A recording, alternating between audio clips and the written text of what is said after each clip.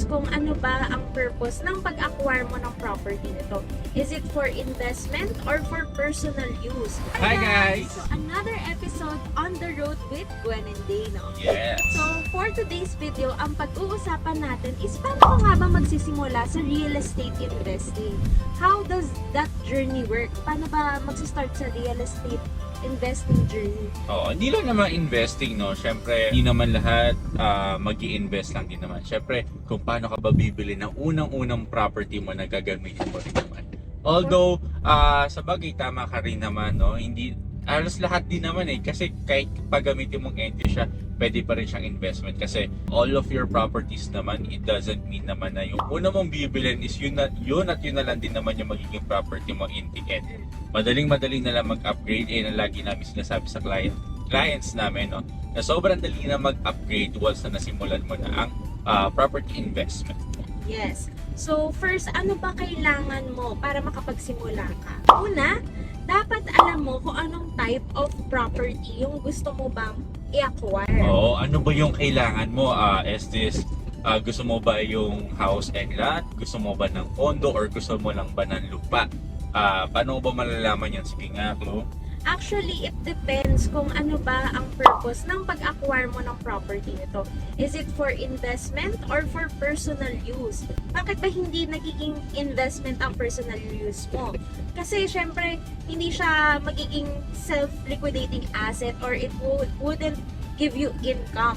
Magiging investment lang siya pag hindi mo na siya ginagamit at pinarerentahan mo siya or binenta mo na siya. Doon lang siya pwede maging investment. So, maging firm ka muna sa decision mo kung ano ba ang gagawin mo sa real estate investment. Ano ba talaga ang purpose nito? And then, no, syempre, you really need to magse-search ka rin, no? Iisipin mo kung saan ka ba maglo-locate, saan ba yung hahanapin mo na property. Pwede itong sa Laguna or sa North or sa South or kung saan man dito sa Pilipinas. Oo. So, hanapin mo or alamin mo kung saan ba yung gusto mong location, anong type of property ba yung gusto mo, and para saan ba tong property na to. Then, doon na lang tayo mag-turn out to be specific. Kung lote siya, ilang square meters, kung house and lot siya, ilang bedrooms, kung condo siya, 1 bedroom din ba, 2 bedrooms, studio unit. So, pero ako, no, pagka magko-condo ka, it really depends on the location talaga. Yun lang ang para sa akin ang magmamatter sa condo. Kasi ako naman sa condo, once naman talaga nag-build ka ng isang condo unit kasi pagka may condo project dyan, no, ang mangyayari naman kasi is nandiyon na naman lahat pagkababa mo na rin talaga lahat. So magdidepende ka na talaga kung saan ang gusto mong location on that condo.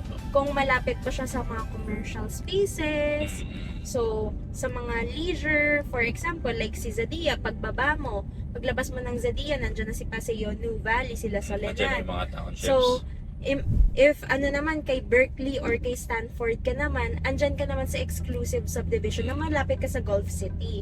So, depende na lang talaga kung anong type of location or environment yung gusto mong kabilangan.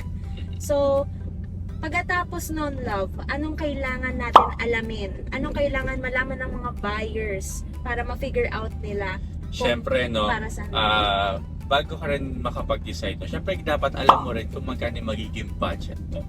So, magkano ba yung magiging limit natin in terms of this investment or property mo mismo, yung i-end use mong property, para magkano ba yung pwede mong ilaan na monthly. Siyempre, compute mo na rin talaga yan.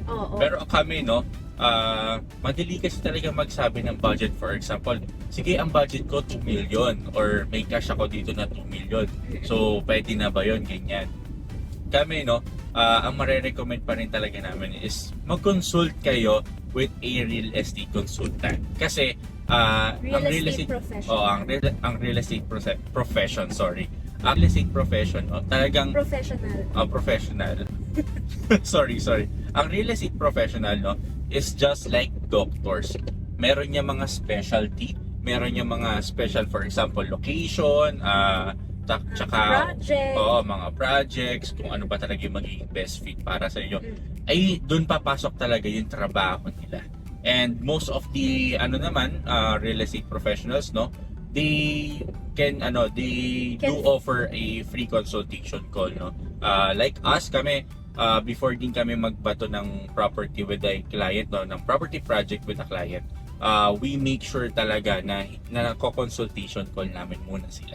Kasi actually naman sa amin, sobrang daling, kahit kami gusto naman namin magbato sana talaga ng project sa inyo, sobrang dali na lang naman talaga magbato ng project. Kasi like us, we specialize here in Santa Rosa, no? Hawak naman namin lahat yung mga trusted developers here in Santa Rosa. Pero sobrang dami kasi talaga nila, and may pinagkaiba-iba pa rin sila. And doon talaga kami papasok on doon kami mag-ano talaga yung kung bakit sobrang halaga ng consultation call. Kasi doon nga kami makakapag-filter out ng options oo. nyo. Para hindi nyo na kailangan mag-search, mag-inquire na mag-inquire, na kami nagagawa dun para sa inyo. Kasi since alam na naman namin yung market, alam namin magiging development sa area, alam namin yung iba't ibang projects nandito sa area, we could really identify kung ano yung best fit para sa inyo. Depende kung ano yung mga preferences nyo, ano yung mga priorities nyo, ano yung mga kinoconsider nyo, yung timeline nyo. And kami ang kasama nyo para mag-strategize kung ano ba ang kukunin nating property na parang magiging best fit nga para sa inyo. Yun talaga yung parang essence ng real estate professional, na kung bakit better pa rin na kumuha ka ng real estate professional or mag-reach out ka sa isang real estate professional para matulungan ka talaga nila sa journey mo. So, ako, no, ang marirecommend ko talaga, if kukuha kayo ng real estate professional, is yung ang specialty niya is yung kung saan mo talagang gusto ng location. For example, pagka gusto mo dito sa Santa Rosa, you can tap us, you can nandito naman yung details namin sa sa bio. You can reach us on TikTok and Instagram or Facebook para makapag-schedule tayo ng consultation call. Yes. Kasi, kunyari, na-mention namin sa inyo kung ano ba yung type of property, gano'ng kalaki and everything. Pwede naman natin yan malaman through our consultation call. Pwede namin kayong matulungan mag-decide, matulungan sa direction kung saan nga ba dapat tayo papunta. Ano nga ba yun? Tutulungan namin kayong mag-isip or mag-discarte kung ano bang pwede natin gawin para maka-acquire tayo ng first property nyo, o kaya mag-diversify na ng real estate portfolio nyo. Kung nyari, meron na kayong condo, what's in it for me? Kung house and lot ang kukunin ko, what's in it for me? If lote naman ang i-venture out kung pag-investan, o kaya in terms of location, nag-invest kayo before sa ibang location, but now you're seeing the developments here in Santa Rosa na being interested kayo, pwede namin kayong kwentuhan kung ano na bang nagiging ganap dito sa Santa Rosa. So, to give you an idea, guys, we're focused here in Santa Rosa, Laguna. Mainly, ang ino-offer namin projects is under the townships of Ayala, like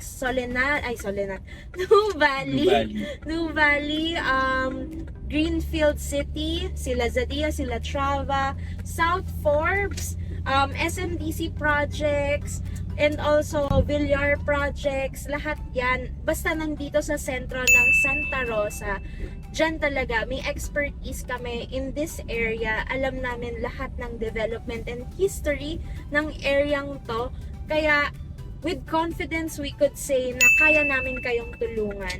And basta Santa Rosa yan. Oo, basta Santa Rosa. Namin yan. Ito yung specialty or field namin talaga sa profession na ito. Good morning. So, if you would like to start your real estate journey, lalo na kung dito nyo naiisip mag-invest in Santa Rosa, actually kami nga, we are residents in New Valley. So, actually, ito ngayon nasa New Valley na kami. Soledad na pala. Soledad na kami. So, we could really tell you the story or the lifestyle that you could get when you invest here in Santa Rosa, Laguna. Yeah. So, that's it for this video, guys. I hope madami kayong natutunan, and kung nagkikrave pa kayo for some more information about real estate o kaya sa Santa Rosa developments, comment down below or you can message us on Facebook.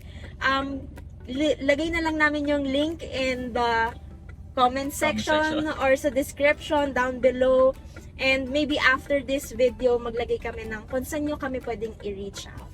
So that's all guys. This is Gwen And and they, witang support lang. sige, bye!